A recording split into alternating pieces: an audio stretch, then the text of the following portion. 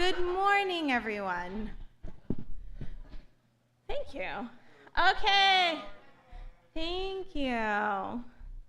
Okay, it seems like the girls are like fuller today. So well done, girls, being on time. Well done, boys.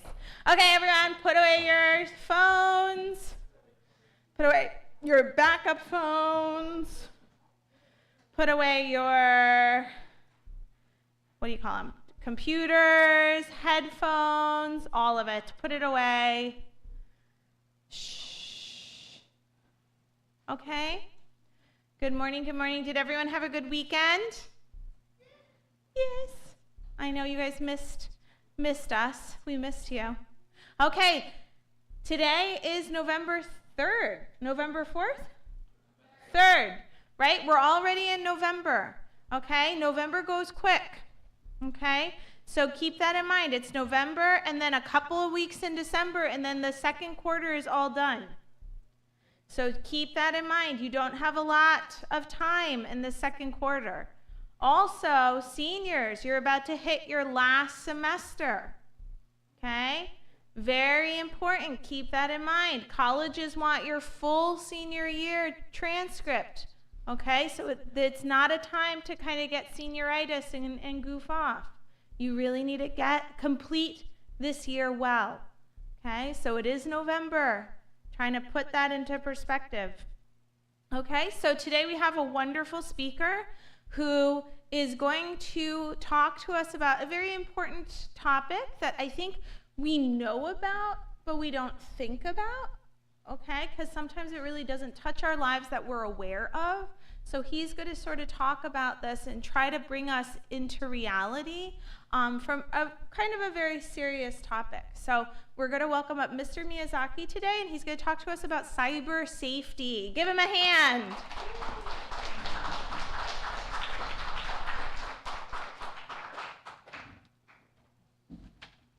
Good morning, everybody. How are we doing today? Oh, good, yes. We had so much candy, we're catatonic, and we're ready for school today, is what I hear, right? Yes, Angie?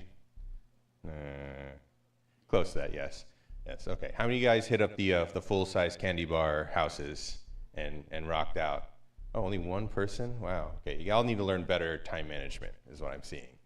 All right, so today we're going to talk a little bit about cybersecurity, which sounds like, cyber safety, cybersecurity. It's a very complex topic, and we all kind of understand it, but really some of the complications from it we don't really know.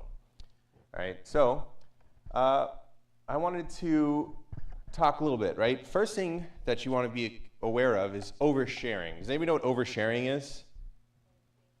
You say too much, right? It's like me at every single staff meeting. I just talk too much, and I say things I don't need to say because I have ADHD, and that's how I cope, right? You don't want to regret posting something, though, on the internet and later be embarrassed about it, right? Because sometimes the things you post online come back to haunt you, like my Halloween costume from 2007. Can I put that up there? I don't know how to do the laser anymore, right? Here's me playing a game as a full-on adult, as a 19-year-old person, playing Nerf Wars with my friends, okay? This is my graduation photo from college, right? It's all on the internet, accessible. Here's me as a freshman in high school. So if any of you are wondering, like, man, I'm a weird person, or I don't know if I'm gonna ever look better, trust me, you don't, right? No, all right? So these things, once they're posted online, they're never gone. I can never get rid of these photos, and now that I've shared them with you, you'll never lose them from your minds, right? Even if you delete stuff, it's still on a server somewhere. It's still accessible. The information is still out there. So just be aware, anything you put online will come back to haunt you. How many of you heard like stories about politicians who got in trouble later for posting shady stuff on the internet? You know, yes? Yeah, it's quite a few, right? There have been guys who've even gotten removed from office because of something they did when they were in college, right? And all of that stuff goes, it's seen and it's saved, all right? Let's move on from the embarrassing stuff. You never know what information, though, you can give away with the photo, not just the photos themselves being embarrassing or bad or possibly, lawsuit heavy. there's lots of information that goes into these photos that you don't even realize. Right? Let's take a pic here. Here's our extremely handsome class president, right? Mr. Peel here, okay? He posted a photo. Yes, I stalked Instagram a little bit because that's what I did, all right? This photo of Nate in front of a building. Does anybody know what that building is? No? It's, huh? Oh, because you were there when I showed everybody this? Oh, you know it, right? Yes. Just looking at these photos, there's really no information given away to me as a normal person, like, yeah, a brick building, whatever. Did you know if I put that information into ChatGPT and I just said, can you figure out where this picture was taken, guess what happened? It told me. It said, it looks like you're standing on campus at Yale University in New Haven, the brown Gothic style building. And then it says, if you like, I can try zooming in on architectural details to identify which specific building on the Yale campus it is. And my response, please do. I've now written 1, 2, 3, 4, 5, 6, 7, 8, 9, 10, 11 words into ChatGPT. And it's given me Osborne Memorial Laboratories on Yale Science Hill in New Haven, right next to the Yale Peabody Museum. Right, Nate, that's where that was? Yes, it was. Nate's giving me thumbs up. I'm not just lying to you, right? I typed in a few words into this, and now I know where Nate's picture was taken, right? But like, why would that be scary? Why would I care if people know where I was? Right? Does everybody that looks at my photos think they have the best intentions for me? No, right? Like, some people might want to find out where I am, or know where I'm going, or know where I regularly hang out, and use that information against me, right? It's creepy. I mean, I literally just typed in a few words. And that's not the only one I did that to, right? Not even trying. It says, can I pull up a Google Street View link so I can compare the exact angle and ramp positioning? Please do. And it did. I have a Google, map street view of that exact spot. It talked about all the different things you can see. And then I kind of gave up because this felt really, really shady and creepy. So I tried moving on to my own stuff because I didn't want to look at student photos anymore. I asked Kailani, and she was like, yeah, you can try some of mine, but I realized she put me on block, so like I only see some of her stuff. So I felt very sad at that moment. All right, here's a picture I took of my son in the backyard of my house fishing, right? And then I tried this one too. There's really not a lot of detail in here, right? Does anybody know where this is? It looks, yeah, it's the backyard of my house, right? But I put this into ChatGPT again. I asked it to find the spot. It picked 4 spots potentially. Each of these spots is about 20 minutes from my house. So again, I posted an innocent little photo of my son fishing, and it was able to decode somewhere within this range, right? Brookhaven, New York, which is actually the town. Yes, Brookhaven from Roblox is a real place, but there's no murders. Well, there's some murders going on there. Not as many murders. But Brookhaven is like a county, like a small township of where I live. East Patchogue is one city over, Middle Island is one city to the north, and Yaphank is one city to the northeast. So it figured out almost exactly where my house is. So again, somebody who saw that picture would know approximately where I live off of one part, right? That's only one photo I put online. Imagine if I put, I don't know, 10 photos a day or more. All that information can be used to pinpoint you or where you live. So if somebody was your ops, right, Donovan? Is that the word? Your ops? No? They could figure out where you are. Huh? You can't? Am I destroying all the memes soon? You'll see it soon enough. Right? Here's some more photos. This is me in college with my best friend. We posted some photos that we took while we were at a restaurant. And I thought, you know what? How much information do you see in this photo? Huh? The restaurant is to the side here. That's the restaurant right there. Okay? There's almost nothing in this photo to give away. You would think, right? Wrong. Okay? Outdoor kiddie ride horse and wood chip playground, family-friendly restaurant, such as Satchel's Pizza in Gainesville, which is exactly where we were. This photo is over, I don't know, maybe just like 5 years old, right? That's when I was in college. Definitely not like 15 years ago or so. it picked out the place. It had enough indicators. It scoped through posts related to different or different restaurants, and it actually was able to figure out which one shared similar pictures to the ones I posted. That's nuts, right? Are you guys not wigged out, or am I the only one? A little bit? Wow, thank you. Thank you, Joseph. Right? Yeah.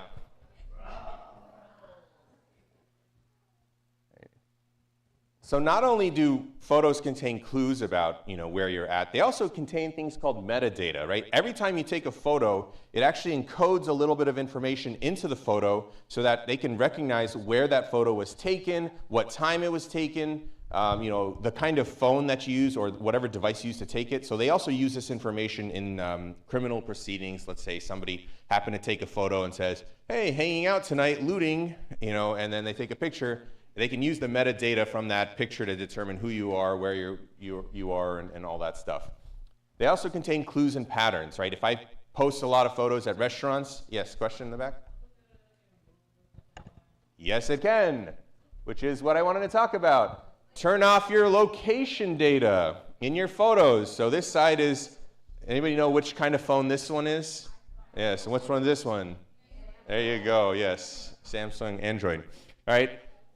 So on an iPhone, it's in a settings app. You can tap privacy, security, tap location services, scroll down to this camera and select, and then tap never to stop future photos from being tagged. You can also turn off your existing metadata in photos so that when you do post them, it doesn't include it. That one's a longer one. Huh? Oh, no, you're right. It's at 6:70 p.m. at 67%. Ha, ha, ha, ha. Right? Same thing. Android. Location tags in the camera app. All right. Good. Thank you. Yes.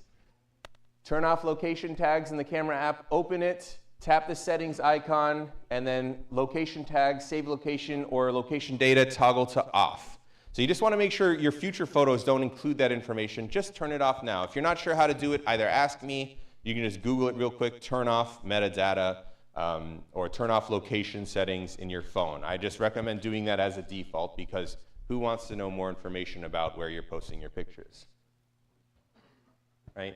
Some more tricks, right? You can crop or blur your backgrounds, which I know is hard because we want people to see the cool places we're at. But if the focus is on you and like your friends taking a photo, just turn off the background, just blur it out. You might want to delay your post. If I post that I'm at a restaurant, like if Taylor Swift posts she's at a restaurant, what happens? People will show up, right? But if she went to a restaurant earlier in the day and then posts later about it, people won't show up at the restaurant and ruin her meal, right? Same thing for you. You don't post that you're at a restaurant. Your friend who you forgot to invite doesn't show up and get angry at you because you told him you were too sick to go out, but instead you went out for pizza and a movie with your other friends. What? No. Check clothes and badges. We go to schools, right, with badges on them and pictures. Maybe they say Bridgeport International Academy on your sweater or something like that. All of that information can be used to find who you are or where you are on a regular basis and go private. I think a lot of us do this already, but just to be clear, when you start a social media account, go private. Don't be public. Don't let everybody see your stuff. Unless you're a social media influencer, then, go for it, right? But if you're a personal, account, just go private so you don't have to worry about it. Right, Emily? Yes, thank you. All right, here's some example photos. Here's us. I'm so sorry. Yes. Can anybody tell where we are? Close. Greece. You see the hat. It says Mykonos, right? The background picture. That's too much data. Here's some examples. Here's a guy. You don't know him, right? That's me, in case you don't recognize me now with my extra adage, right? But I practiced Kwang Nu in college. You have a badge on my photo here that could be dangerous, right? My name here was Ben because I stole Ben's gi. We all took it. But again, all that information can lead people to know where you are. Here's me at my college. If I told you that, you can look in the background. Oh, look, orange and blue. He goes University of Florida. He goes to a martial arts school. And yeah, stuff like that, little things. All right. Be careful what you share online. So everything you share online can come back and hurt you. Here's a photo I put online of my first house I bought. And I had to fix this here because do you know what I can do with this photo? Yeah.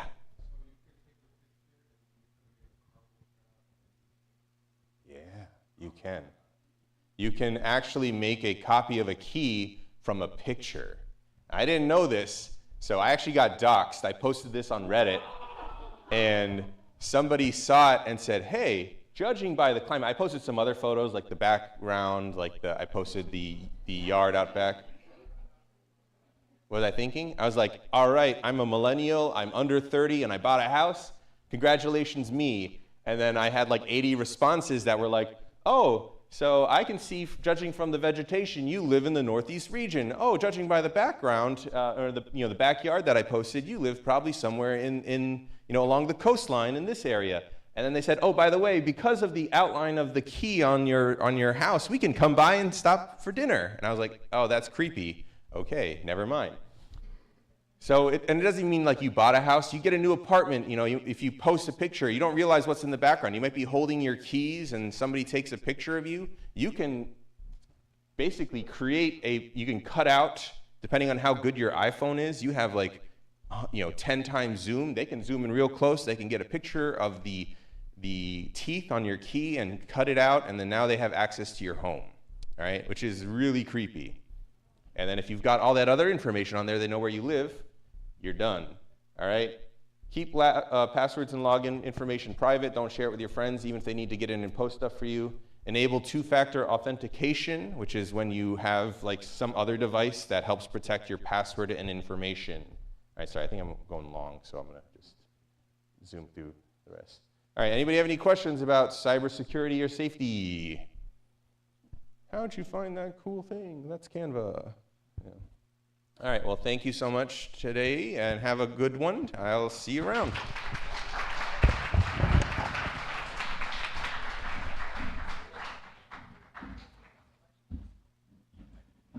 Okay, give Mr. Miyazaki another round of applause.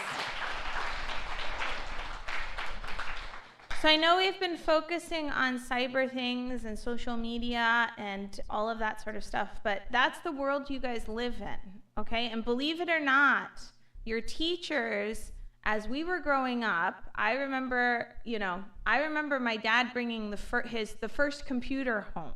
We grew up in a different time.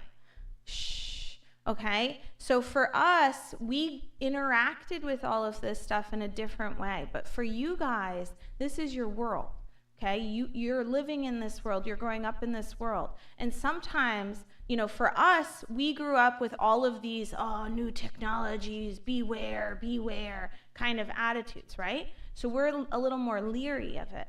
But you guys, it's around you all the time. And so sometimes because it's around you all the time, you don't stop to think, okay? So when we're talking to you about this, it's just to help you think about your safety, think about your interactions, okay? Think about this new age that we're all in, and just be aware, okay? It's not to scare you, it's to give you the tools to think and to be aware. Okay, because we care about you. And it's a different generation. Your generation, our generation, we deal with technology differently, right? And we don't know what it's like to grow up in this world and be surrounded by this. We can assume things, but we don't know it, So when we see you guys on your phones, giving access, seeing, the concerns are there, right? How much are you sharing? Who are you interacting with, right? So that's why we're going to be pointing these things out to you guys throughout the year to help you just think, be aware. Hopefully you go back and you look at your social media posts. Hopefully you go back and you just kind of analyze yourself a little better, okay? And choose safety, okay, over sharing, okay? So that'll be this theme for this year, and we'll continue to do it to try to plant the seed of awareness, okay? So let's give Mr. Miyazaki a round of applause. That was awesome. Okay, So I have 3 announcements. First announcement, tomorrow we have school. Again, tomorrow there is school. BIA is open. Tomorrow we have school, okay? Yes. Question? Yes. Because we have school. It's been on the calendars. Yes, Edwin. Tomorrow is election day, but it's not a major election day, so BIA does have school, okay? So come to school, okay? You're all too young to vote, so we know you are going to be available to come to school. 2 other things. 1, bus passes are ready, so if you qualify for a November bus pass, go see Ms. Shima. Number 2, the lost and found in the office is overflowing. The lost and found in the office is overflowing, which means that we need people who have lost things to come and check it out and make sure that your stuff's not there. Ms. Shima, if people don't come and check it out by Friday, Ms. Shima will get rid of some of the stuff because it's overflowing. Okay, so if you're missing something and you're thinking, ooh, maybe it's in lost and found, make sure to check it out sometime this week. Then Ms. Shima will clear that out on Friday. Okay, any other announcements, teachers? Ms. Perkins.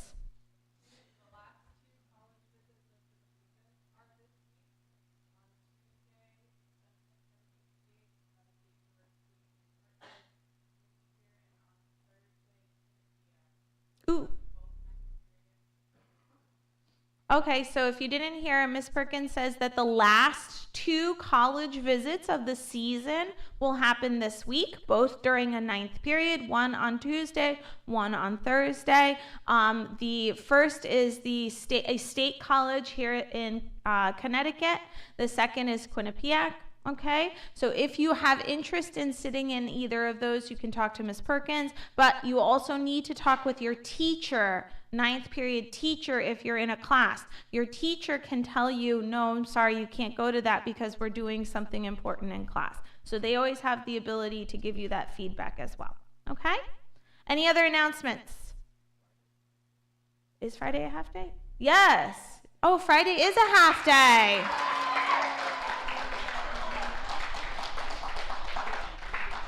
There will be community service this Friday, okay? Mr. Matt will make an announcement and there will be sign up, okay? That being said, 9th, 10th, 11th graders, if